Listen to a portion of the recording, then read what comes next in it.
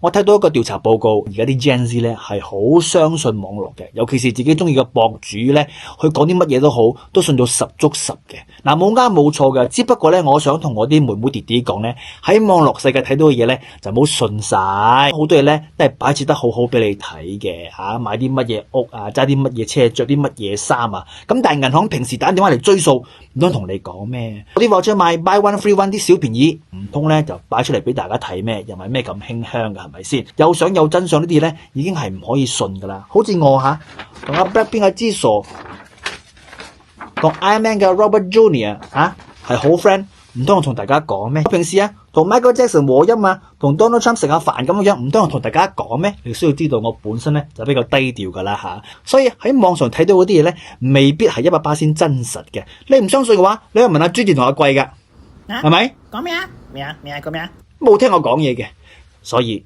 記住啦，任何嘢都要 fact check